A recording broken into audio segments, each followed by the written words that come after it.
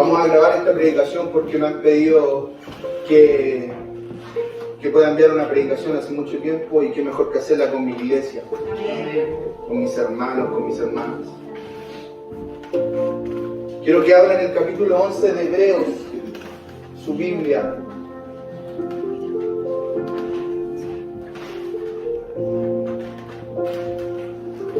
Este capítulo tiene un título hermoso que se llama La Fe.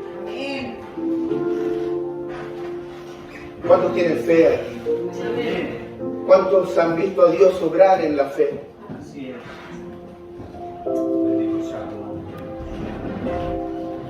Recordaba lo que nos comentaba nuestro hermano Caco la semana pasada.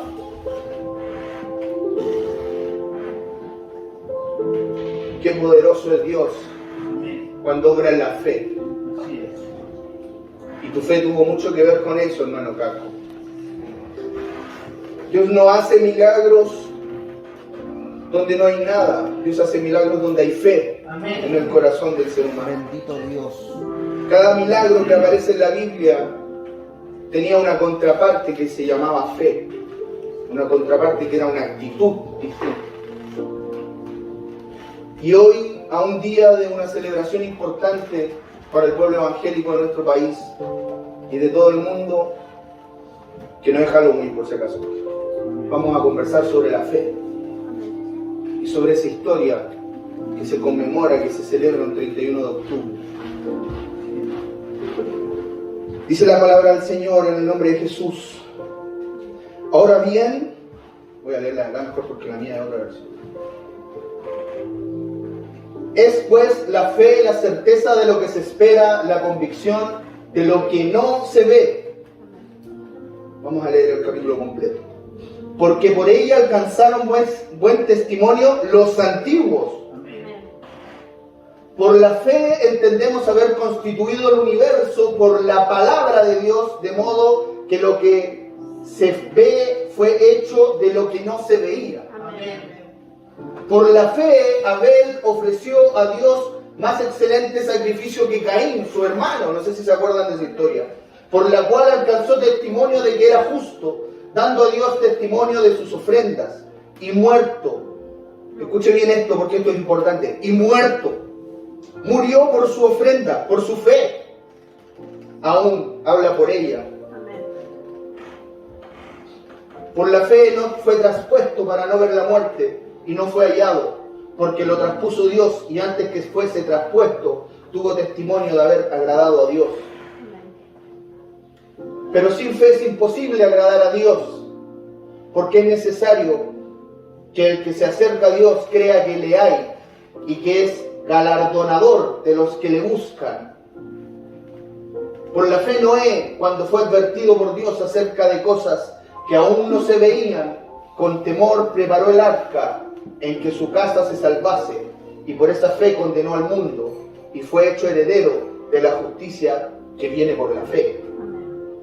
Por la fe, Abraham, siendo llamado, obedeció para salir al lugar que había de recibir como herencia, y salió sin saber a dónde iba. Por la fe, habitó como extranjero en la tierra prometida, como en tierra ajena, morando en tiendas, con Isaac y Jacob, sus hijos, coherederos de la misma promesa. Porque esperaba la ciudad que tiene fundamentos, cuyo arquitecto y constructor es Dios. Por la fe también la misma Sara, siendo estéril, recibió fuerza para concebir y dio a luz aún fuera del tiempo de la edad, porque creyó que era fiel quien lo había prometido. Por lo cual también de uno, y ese ya casi muerto, salieron como las estrellas del cielo en multitud, y como la arena innumerable que está en la orilla del mar. Conforme a la fe murieron todos estos, sin haber recibido lo prometido. Repita conmigo. Sin haber recibido lo prometido. Guárdalo en su corazón. Sino mirándolo de lejos y creyéndolo y saludándolo y confesando que eran extranjeros y peregrinos sobre la tierra. Porque los que estos dicen claramente dan a entender que buscan una patria. pues si hubiesen estado pensando en aquella donde salieron, ciertamente tenían tiempo de volver, pero anhelaban una mejor, esto es, celestial, por lo cual Dios no se avergüenza de llamarse Dios de ellos, porque les ha preparado una ciudad. Por la fe Abraham, cuando fue probado, ofreció a Isaac, y el que había recibido las promesas ofrecía su unigénito, habiéndosele dicho, en Isaac te será llamada descendencia, pensando que Dios es poderoso para levantar aún de entre los muertos, de donde en sentido figurado también le volvió a recibir. Por la fe bendijo Isaac a Jacob y a Esaú respecto a cosas venideras. Por la fe Jacob al morir bendijo a cada uno de los hijos de José y adoró apoyado sobre el extremo de su bordón. Por la fe José al morir mencionó la salida de los hijos de Israel y dio mandamiento acerca de sus huesos. Por la fe Moisés cuando nació fue escondido por sus padres por 3 meses, porque le vieron niño hermoso y no temieron el decreto del rey. Por la fe Moisés, hecho ya grande, rehusó llamarse hijo de la hija de Faraón, escogiendo antes ser maltratado con el pueblo de Dios que gozar los deleites temporales del pecado, teniendo por mayores riquezas el vituperio de Cristo que los tesoros de los egipcios, porque tenía puesta la mirada en el galardón. Por la fe dejó a Egipto no teniendo la ira del rey, porque se sostuvo como viendo al invisible. Por la fe celebró la Pascua y la aspersión de la sangre, para que el que destruía a los primogénitos no los tocase a ellos. Por la fe pasaron el mar rojo como por tierra seca, e intentando los egipcios hacer lo mismo, fueron ahogados. Por la fe cayeron los muros de Jericó después de rodearlos 7 días. Por la fe Rahab la ramera no pereció juntamente con los desobedientes, habiendo recibido a los espías en paz. ¿Y qué más digo? Porque el tiempo me faltaría contando de Gedeón, de Barak, de Sansón, de Jefté, de David, así como de Samuel y de los profetas, que por fe conquistaron reinos, hicieron justicia, alcanzaron promesas, taparon boca de leones, apagaron fuegos impetuosos, evitaron filo de espada, sacaron fuerzas de debilidad, se hicieron fuertes en batallas, pusieron en fuga ejércitos extranjeros. ¿Cuántos dicen amén? Amén. Un poco de esa historia. El pastor usado por el Señor me ponía un desafío. Y el desafío no era predicar, porque a mí me es fácil predicar para la gloria de Dios.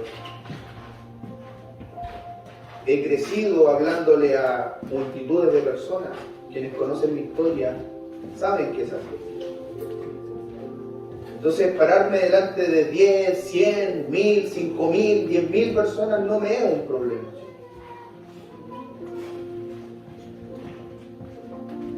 Pero el pastor me dijo, necesito que prediques de lo que vas a enseñar en la iglesia. Y ahí se pone difícil.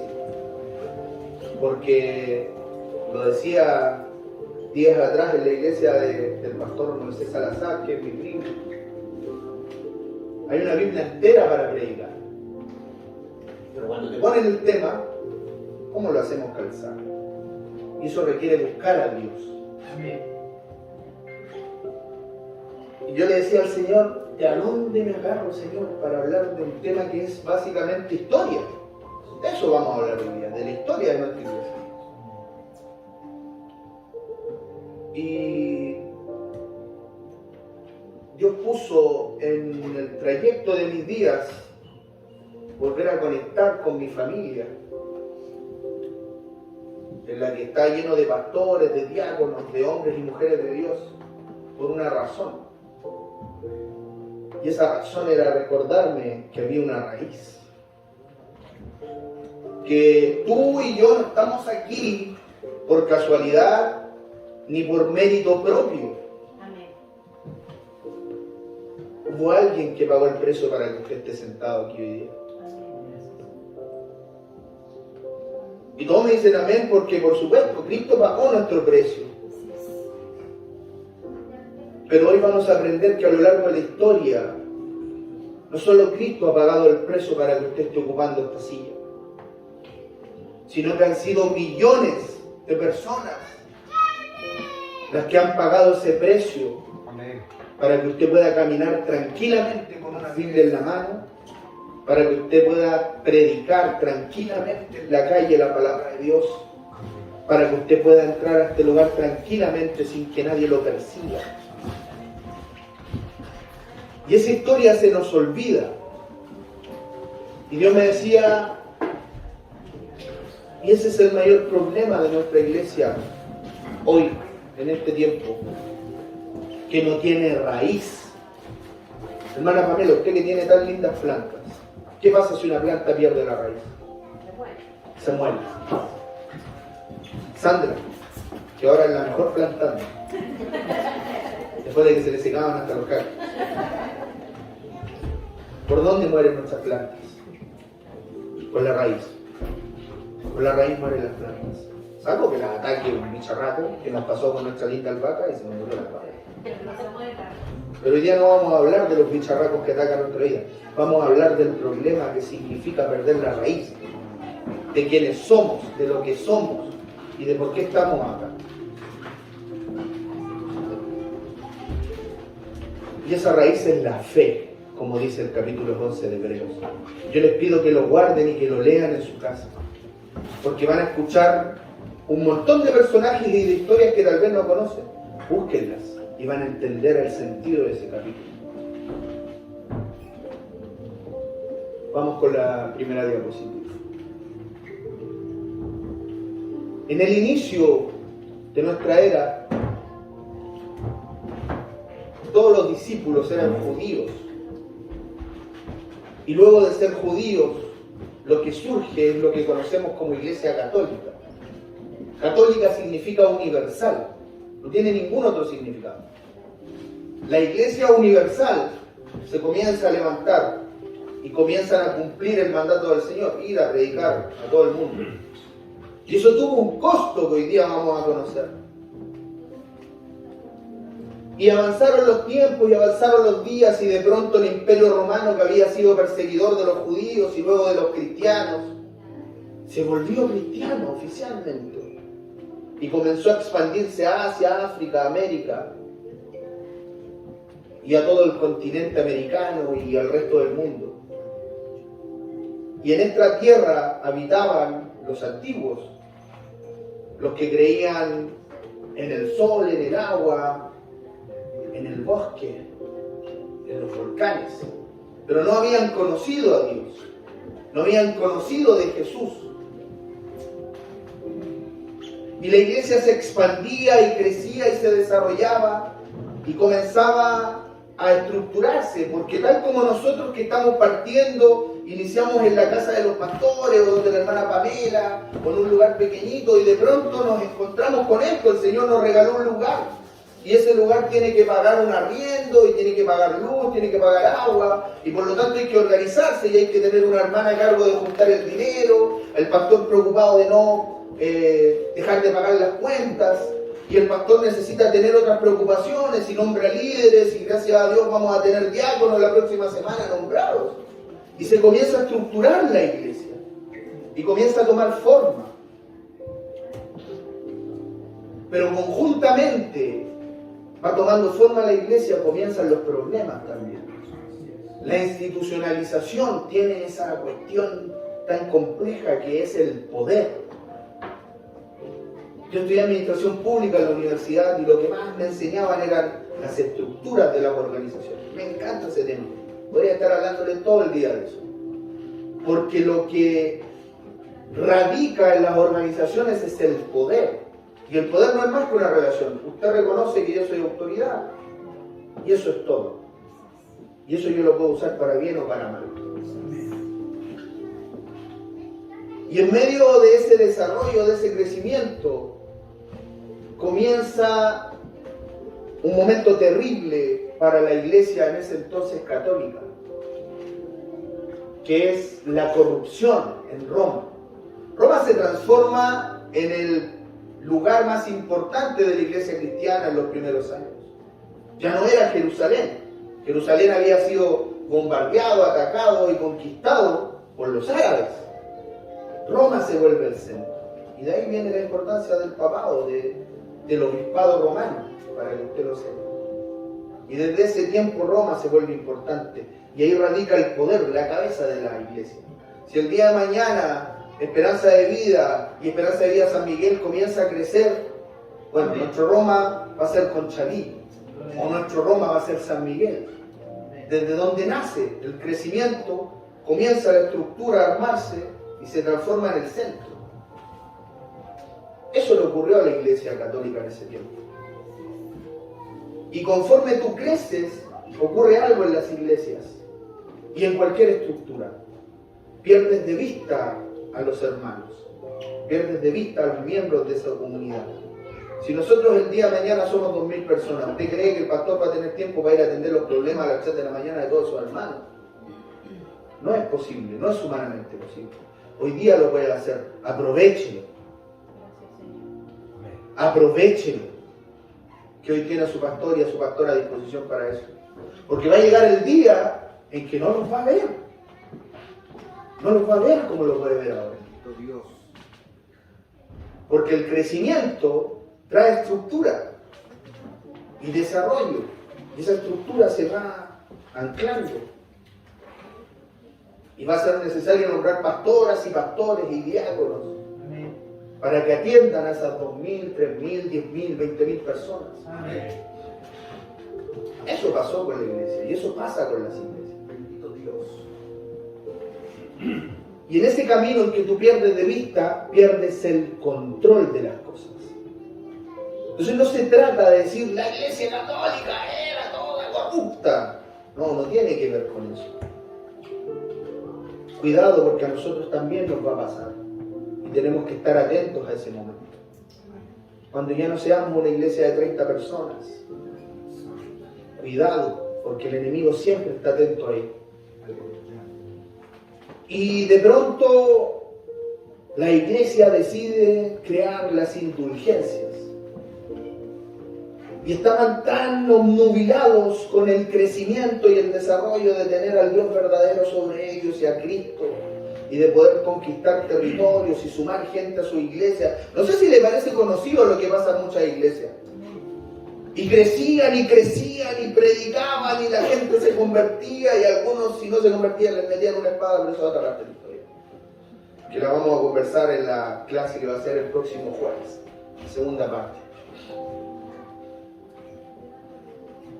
Y en ese crecimiento, alguien decidió que era buena idea perdonar los pecados a cambio de algo. En este caso de dinero o de objetos. Como estaban conquistándose nuevos territorios, el papado le exigía a los reinos, al reino de España en particular, que estaba conquistando toda esta tierra, traigan el diezmo, traigan la ofrenda, pero a ti, que eres oficial del ejército del rey, y que has pecado y que tu familia está ahí purgando sus pecados, esperando a liberarse para poder acudir al Padre, paga, y eso va a ocurrir.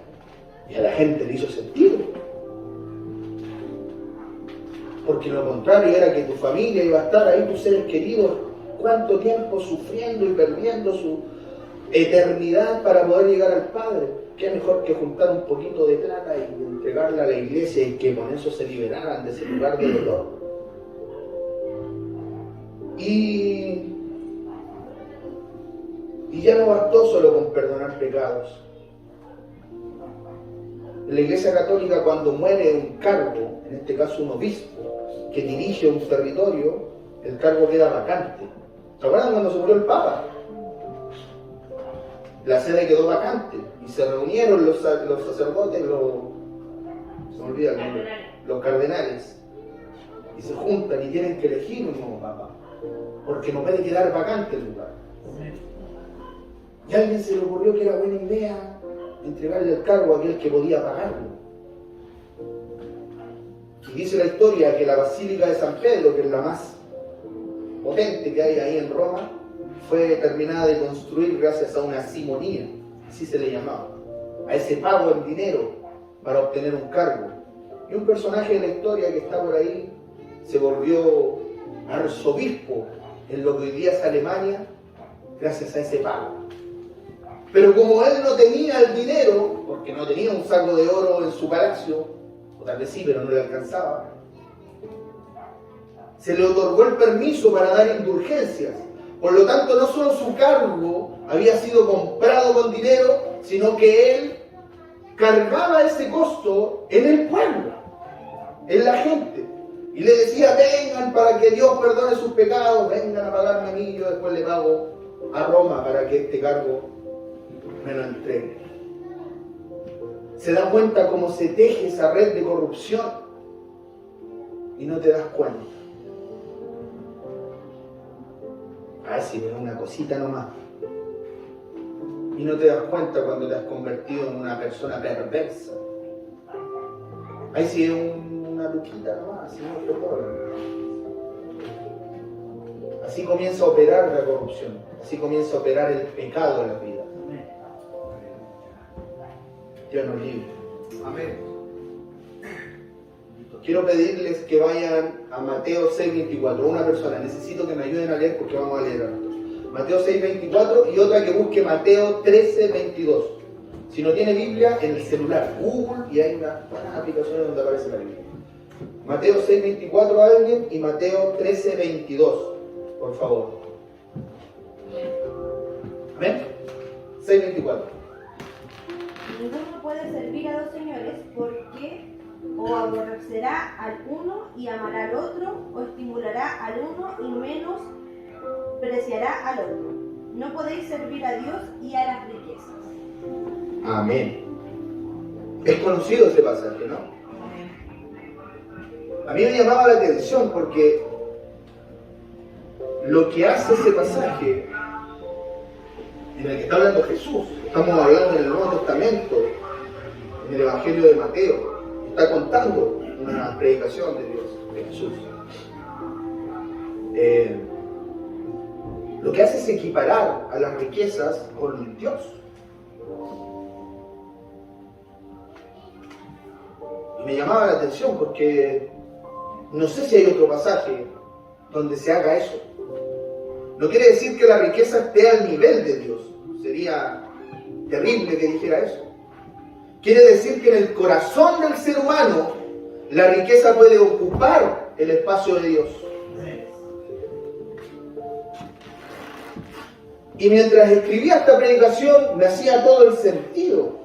Porque yo decía, no se trata de que fueran malas personas necesariamente, pero perdieron a Dios de su corazón.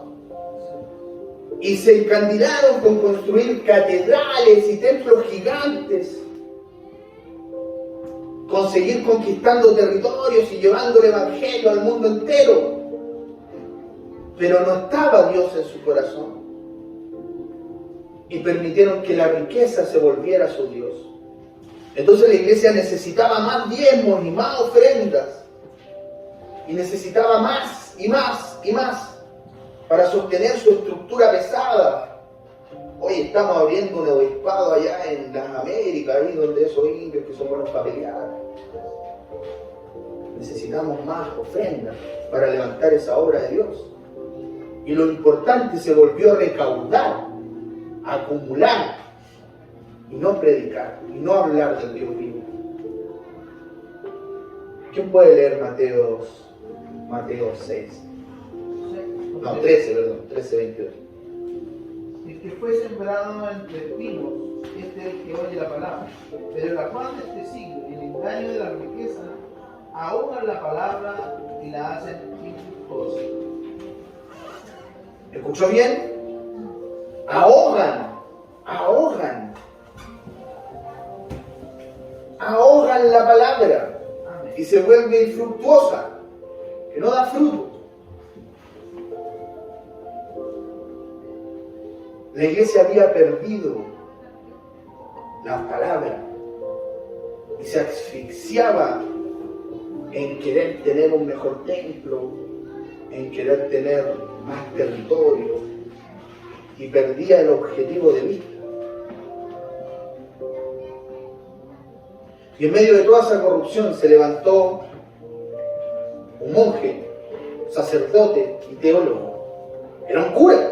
De ahí venimos nosotros. Dígale a su hermano que está al lado, venimos de un cura. Dígale, venimos de un cura. Métaselo en la cabeza. Venimos de un cura que se llamó Martín Lutero. Y Martín Lutero, que estudiaba la palabra porque era teólogo, pero además era un hombre bien sufrido. Yo leí unas historias sobre Martín Lutero y era esto que se autoflagelaba. Porque sufría, porque no entendía cómo él, siendo tan pecador, podría merecer el sacrificio de Cristo.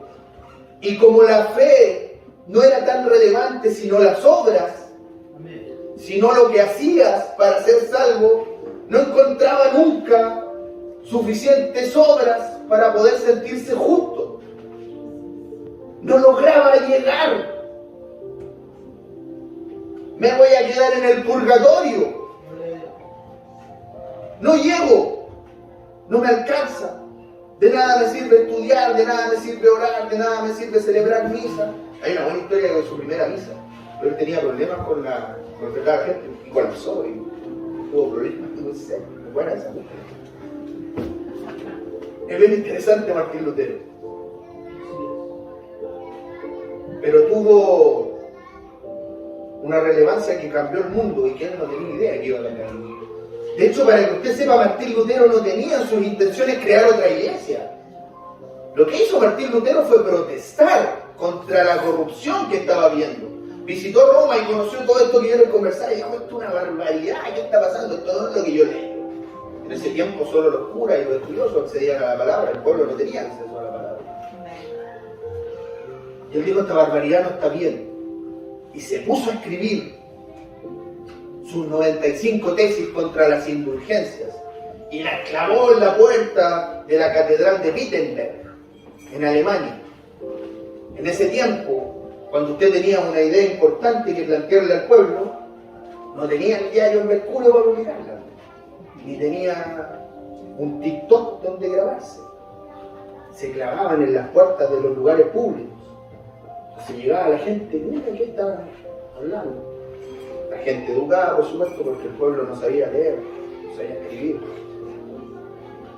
Pero en ese tiempo existía la imprenta y hubo gente que imprimió estas tesis y la hizo correr. Y Lutero siguió escribiendo y se dio cuenta que había generado ruido. Y generó tanto ruido que en algún momento lo llaman de Roma, porque estaba destruyendo la iglesia. Y lo excomulgan, lo expulsan. Y ahí nace la Reforma. Él no tenía la intención de crear otra iglesia, no se quería ir. Él era católico, esa era su formación. Pero la iglesia lo rechazó. Y cuando yo conocí esto, partió mi necesidad de conversar de este tema con ustedes. Porque nunca lo había escuchado. Y yo ya he pasado por como 3 o 4 iglesias en toda mi vida. Nunca había escuchado que eran las 5 solas. Es como el nombre de una ranchera. Pero no es una ranchera. La doctrina, lo medular de las ideas de Lutero se resumen en esas 5 solas. ¿Qué dice la primera sola? Sola gratia, sola fide, solus Christus, soli Deo gloria, sola escritura, solo por gracia, solo por la fe, solo Cristo, solo a Dios la gloria, solo la escritura. Eso somos nosotros. Ahí está. Y lo entendí todo. Ya no era una indulgencia, sino la gracia de Dios que envió a su Hijo, el que te podía salvar. No necesitas pagarle diezmo a nadie, ni ofrenda, ni nada. No se trata de eso, no es por tu esfuerzo. Eso no quiere decir que no pague el diezmo, ni que traiga ofrenda. Eso lo necesita la iglesia para seguir creciendo. Pero eso no es lo que le va a dar la salvación a su vida. Solo por gracia, solo por amor de Dios, nosotros podemos llegar al lugar donde está el Padre. Solo por la fe. Ese es el medio. Si usted no tiene fe, no llega. Si usted no cree, no llega. Y ahí tiene un capítulo completo en Hebreos 11 que habla sobre la fe y que ejemplifica cómo actúa la fe. Solo a través de Cristo. Eso es lo que nos vuelve cristianos. Los evangélicos siempre decimos nosotros los cristianos, como si el resto no fuera cristiano. También son cristianos. Viven distinto a Cristo que nosotros. Yo creo que nosotros tenemos la revelación verdadera, pero eso lo dirá Dios, no yo.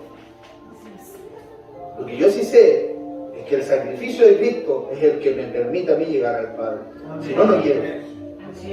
Porque ante el Padre somos una abominación. No se acuerde que, no se olvide que hay una parte de la palabra donde dice: y se arrepintió Dios. Yo también voy a ir arrepentido mirando a la humanidad que nos rodea. Y mirándome a mí mismo. Pero vino Cristo. Y es por lo tanto la fe en Cristo, en su gracia, la que nos permite salvación. Solo la gloria a Dios. Esto es una crítica a la iglesia que hace Lutero. No es al Papa, no es a los obispos, no es a los pastores, no es a los diáconos, no es a los de la música. Solo a Dios la gloria. Y solo la Escritura. Lo que está ahí es el mejor resumen de cómo podemos llevar nuestra vida adelante en Cristo. Lea la Escritura, aprenda. Muy urgente para que usted tenga ese libro en sus manos. Y vamos a conversar sobre eso. ¿Cómo fue la vida de los primeros cristianos? O mejor aún, ¿cómo fue su muerte? Yo no sé si recuerda un versículo que aparecía ahí en Hebreos 11, donde dice la injusticia de la vida de estos hombres. Terrible.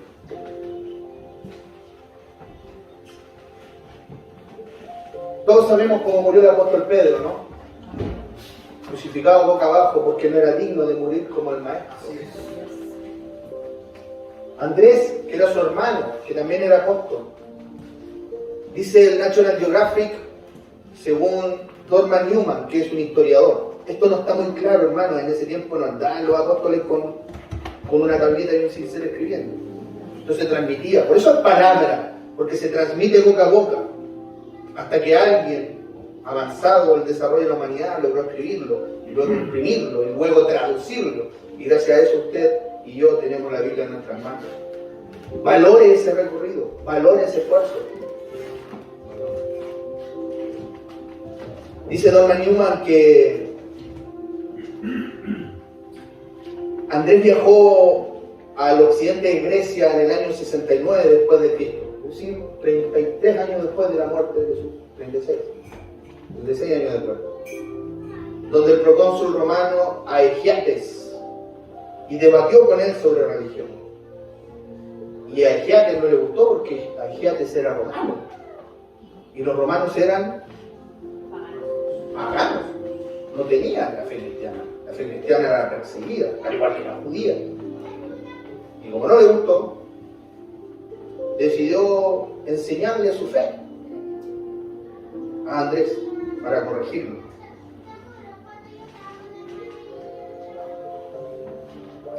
Fue azotado Andrés y luego atado a una cruz con el fin de hacerlo sufrir.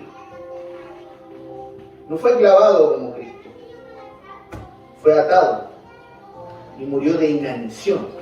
¿Usted sabe lo que es inanición? Sin comida y sin agua, y se ahogó y murió asfixiado, porque cuando tú no consumes alimento ni consumes agua, tu cuerpo pierde agua porque nuestro cuerpo es principalmente agua. Y cuando algo pierde agua, ¿qué pasa? Se seca, ¿cierto? Y sus pulmones se secan y ya no puede respirar. Dice la historia que mientras Andrés estaba colgado ahí, seguía predicando la palabra del Señor. Bendito Dios. Santiago, el hermano de Juan, que alguien me lea Hechos 12:1. Hechos 12:1. Rapidito, Hechos 12:1. Versículos 1 y 2, por favor. Para que no diga, este hermano está inventando, no, está en la Biblia lo que le estoy comentando. Amén, hermano. 6 días antes de la Pascua vino Jesús a Betania. 12:1.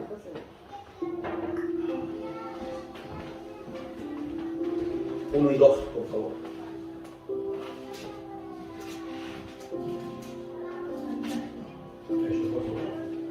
Amén. En este tiempo el rey Herodes hizo arrestar a algunos de la iglesia por el fin de mostrarlos. A Jacobo, hermano de Juan, lo mandó a matar a espada. ¿Escuchó? Para mostrarlos, para exhibirlos como trofeo. Bartolomé murió probablemente desollado. ¿Usted sabe lo que es desollado? Que le sacan la piel cuando usted está vivo con un cuchillo. Felipe, algunos dicen que murió crucificado en Egipto y otros que murió colgado de un árbol boca abajo y lo decapitaron. Tomás, atravesado por una espada en la India. Imagínense el trayecto desde Jerusalén, cuando comienza la persecución, escapan hacia Grecia y luego cruzan hacia el continente africano y llegan a la India predicando la palabra del Señor. Y a nosotros nos cuenta venir 15-20 minutos de trayecto.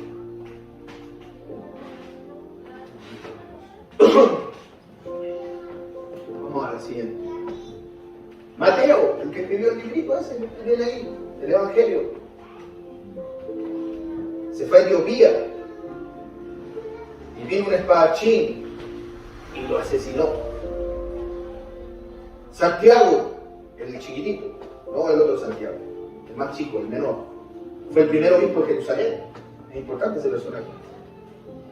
Averigua de Dios. Cuando la iglesia empieza a tomar estructura, cuando ya no bastaba con los 2 apóstoles, comienzan a nombrar cargos, diáconos, obispos, etc. Santiago fue el primero en Jerusalén, donde estaban los judíos, donde no solo tenían que temer por el imperio romano, sino que por los judíos más radicales. Y él era el obispo. Cuenta la historia que subió al templo de Salomón, es decir, esto fue antes de la caída del segundo templo, antes de la destrucción. Poco tiempo después de muerto Jesús. Sube al templo de Salomón a predicar y llega al pináculo, perseguido por los líderes del judaísmo de esa época, de Jerusalén. ¿Se acuerda cuando Satanás lleva a Jesús al pináculo? Probablemente es el mismo en el que termina muriendo Mateo.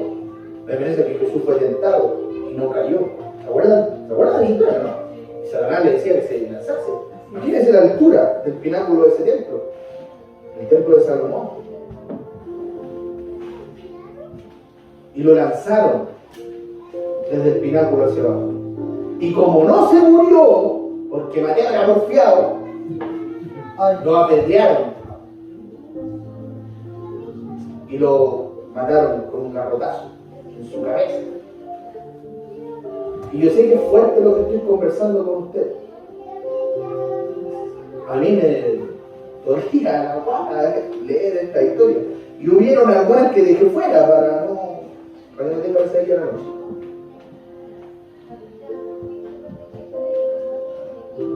Anote por ahí Mateos 27, 3 al 5 y Hechos 1, 16, 19. Le voy a mandar las grabaciones por favor. No lo vamos a leer, pero me sorprendió que en la Biblia aparecen 2 formas en las que murió Judas Iscariote de Israel. Aparecen 2 formas distintas. Todos conocemos que son todos, ¿cierto? Pero hay otra forma que aparece mencionada en Hechos. Particularidades. Recuerden, era relato, era palabra. Pueden haber distintas versiones. Lo importante es el trasfondo de lo que quiere contarnos esta historia. Lo que podemos sacar para nuestra vida.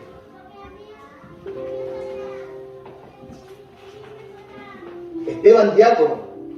Esteban aparece nombrado en el diaconado en Hechos 1. No estoy inventando yo. ¿Cómo eso de diácono siendo no es Dios? No, aparece en la Biblia. Nombrado diácono por los apóstoles. Esteban, ¿se acuerdan cómo muere Esteban? Aparece en Hechos. ¿Y quién estaba al lado de Esteban cuando lo matan? Pablo. Mirando, cuidándole las ropas a los que lo asesinaban, disfrutando el momento en el que se hacía justicia. Así es.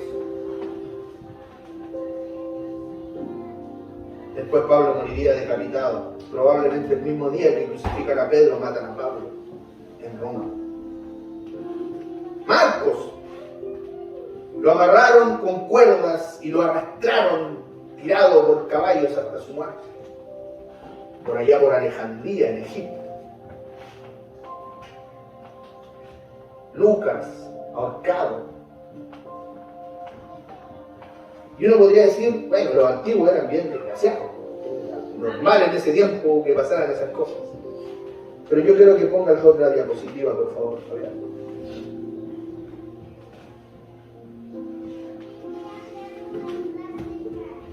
No se ve tan vieja esa foto, ¿cierto?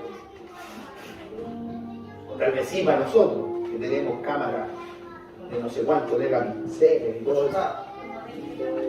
Pero esto ocurrió a inicios del siglo pasado, 1900, pudieron ser nuestros abuelos. Y efectivamente, no murieron como murieron los apóstoles. Qué terrible, Dios nos libre de morir así. Pero el pastor Oraldo Rojas y la pastora Ángela Barca son conocidos en San Bernardo hasta el día de hoy por haber sido personas acomodadas, de buena situación, en la iglesia metodista pentecostal, que comenzaron a predicar en San Bernardo y levantaron la obra allá, y que convivían con los vagabundos y con los alcohólicos, con las personas que vivían en la calle, y que literalmente vendieron todo lo que tenían para compartirlo con los pobres, y murieron en la pobreza.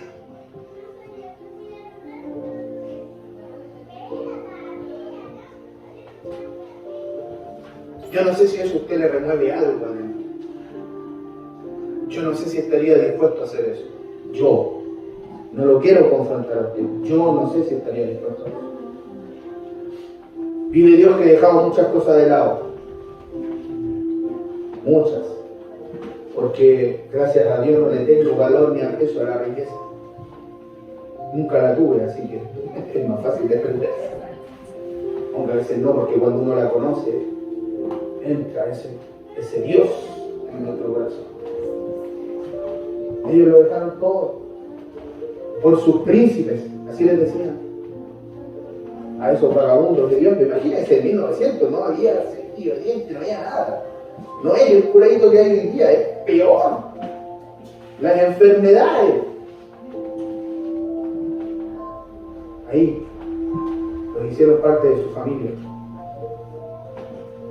La hermana Georgina Ocaranza, de la iglesia luterana, la iglesia de Lutero, que se forma en honor a él.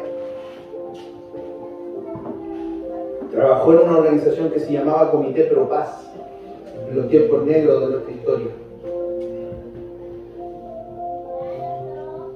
Quería evitar que siguieran abusando de la gente en tiempos de dictadura. Estaba embarazada y fue torturada y echada al exilio por pedir que no se maltratara a otros. Y esto no se trata de posición política, se trata de hacer lo justo, lo correcto, porque podría haber sido para el otro lado y el resultado es el mismo. Son personas que, siguiendo los principios del Evangelio, fueron perseguidos.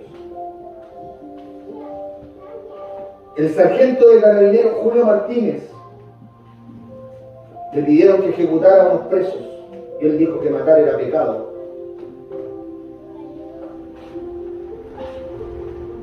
Lo dieron de baja y lo torturaron hasta la muerte. No era un comunista, no era un militante, solo no quiso matar porque Dios lo prohíbe. El pastor José Matías Ñanco, del que no hay foto, esa es su familia. Se nota que es gente humilde, ¿cierto? Vivían en un cerrito allá en el sur. Llegó un helicóptero a su comunidad a tomar detenida gente porque alguien había dicho que tenían armamento. Resultó ser falso. Él fue y comenzó a predicarles de que la muerte era pecado y que el pecado es muerte. Todavía no aparece hasta el día de hoy. No se sabe de su paradero. Y estos son conocidos. Yo sé que Bernabé los conoce. Yo sé que la pastora Bernardita los conoce. La pastora Francisca Rivera y el pastor Rodrigo Cortés. ¿Sabe de qué murieron? De COVID. Yo te voy a decir, ¿y por qué va a ser mártir alguien que murió por COVID? Porque mientras todo el mundo estaba en su casa, ellos seguían haciendo y cumpliendo el llamado que tenían. Corría el año 85 y levantaron un centro de rehabilitación para alcohólicos y drogadictos. Y no lo abandonaron en la pandemia.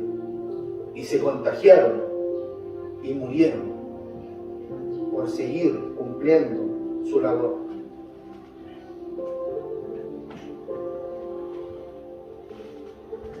Y también hay otros casos. Ella es Elena. Era una predicadora, una misionera que vino a Bolivia. Y un día la raptaron y la asesinaron unos sujetos. ¿Y saben por qué la puse? Porque es tan injusto escuchar que alguien que deja su país, su comodidad, porque es europea, viene a predicarle el evangelio acá a los niños pobres de Bolivia y la matan. Venía por 3 meses. El día 15 de su estadía murió, asesinado. Y uno dice, ¿dónde está la justicia de Dios? ¿Dónde está? ¿No le da rabia a usted? A mí me daba rabia leer esto. Pero después entendí lo que ocurrió. Porque Dios es justo. Y el último que me dolió mucho es Charón. Yo no estoy seguro que esa sea su foto, pero la puse igual porque es la que acompañaba su historia. Charón era cristiano en Pakistán. Era un niño de enseñanza media. Lo mataron a golpe sus compañeros por no convertirse a la fe musulmana. ¿Y esto quiere decir que los musulmanes son malos? No. Quiere decir que tengamos cuidado con lo que le enseñamos a nuestros hijos. Los mataron por ser cristianos, sus compañeros de curso. Tal vez era una broma que se pasó un poquito de las manos, se salió un poquito de las manos. Yo lo que quiero que guarde en su corazón es que tanto los primeros cristianos como los últimos que somos nosotros, hasta el fin de la historia, lamentablemente estamos expuestos a morir por la causa de Cristo. Ser cristiano no es entretenido muchas veces. Es un sacrificio. Es un riesgo. Y yo me preguntaba, ¿y cómo puedo entonces, cambia la diapositiva por favor, hablarle de la justicia de Dios a la iglesia y de volver a la raíz, a lo más profundo, si estamos llenos de muertos y nadie quiere morirse? Yo no quiero morirme, a mí me gusta vivir. Y llegué a Deuteronomio 32, 48 al 52, y más rabia me dio. Búscalo por favor, Fabi, ahí lo pone en la pantalla. Deuteronomio 32, 48. Ese viejito que ven ahí mirando el horizonte, ¿quién creen que puede hacer? ¿Ah? Moisés, ¿qué estará mirando? La tierra prometida. ¿Ah? La tierra prometida. La tierra prometida. ¿Se acuerdan de esa historia, no? Y habló Jehová a Moisés aquel mismo día diciendo: sube a este monte de Abarim, al monte Nebo, situado en la tierra de Moab, que está frente a Jericó, y mira la tierra de Canaán, que yo doy por heredad a los hijos de Israel. Y muere en el monte al cual subes, y sé unido a tu pueblo, así como murió Aarón, tu hermano, en el monte Hor, y fue unido a su pueblo. Continúa. Por cuanto pecasteis contra mí en medio de los hijos de Israel, en las aguas de Meriba de Cades, en el desierto de Sin, porque no me santificasteis en medio de los hijos de Israel. Verás por tanto delante de ti la tierra, mas no entrarás allá a la tierra que doy a los hijos de Israel. Yo decía, me sentía como Martín Lutero en ese momento. Decía, ¿cómo voy a llegar a el fácil? Es Moisés. Leíamos Hebreos 11 recién. La fe que tuvo Moisés, la fe que tuvieron sus padres, se levantó, dejó de lado la vida gloriosa que pudo tener en Egipto y se fue con los esclavos, con su pueblo. Los levantó, los sacó de ahí, se enfrentó a Faraón, cruzó el mar, cruzó el desierto, el pueblo se rebelaba y ahí seguía Moisés. Y Dios no le permitió entrar a la tierra prometida. ¿Dónde queda la justicia de Dios en eso? Y el otro día, escuchando una predicación, Dios me mostraba dónde queda la justicia. Porque Dios es justo. Amén. Nunca lo olvide. Y yo no sé qué deseo hay en su corazón hoy día. Y no sé qué dolor hay en su corazón hoy día. Pero sepan que Dios es justo. Amén. Y que escucha la oración. Así es. Y que si usted pone su fe en Él, Él responderá, bendito Dios.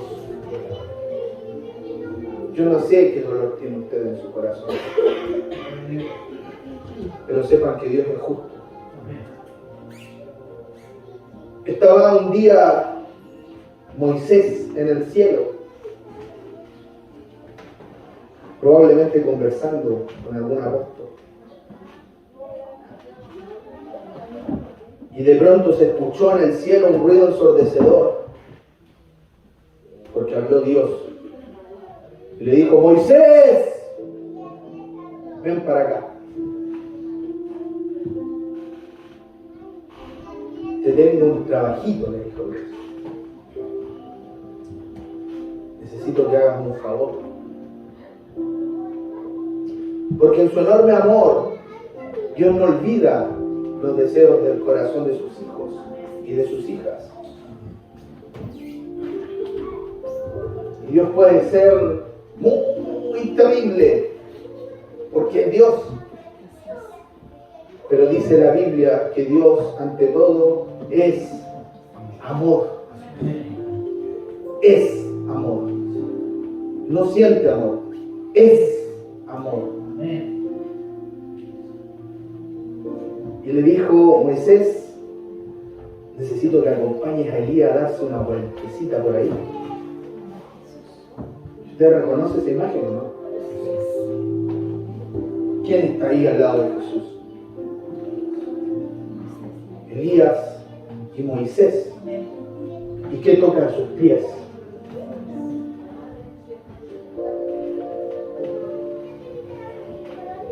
Para quienes no conocen esta historia, tiempo antes de Jesús ser crucificado, subió al monte con 3 de sus discípulos y fue revelado como hijo de Dios ante ellos.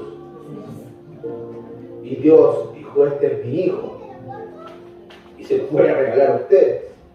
A ustedes.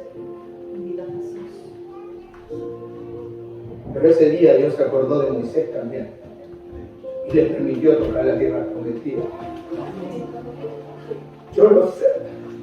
Si usted pierde la fidelidad de Dios,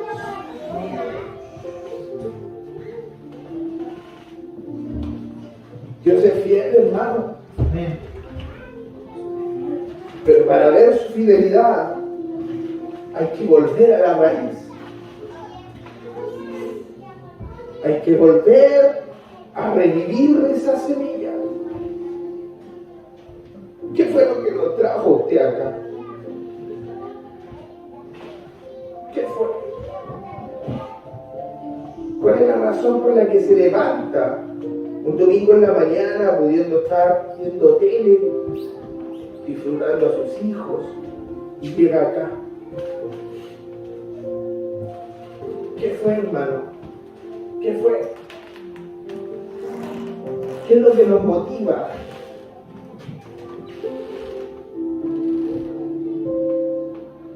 ¿Qué es lo que busca nuestro corazón en este lugar? Si no volvemos a la raíz, no es posible ver a Dios. No es posible ver su gloria. Si no volvemos a la raíz, esta planta se va a secar. Esta iglesia no va a prosperar. Su vida no va a prosperar. Y no estoy hablando de riquezas. Córtelo nomás, hermano, por favor, la grabación. No estoy hablando de riquezas. No es esa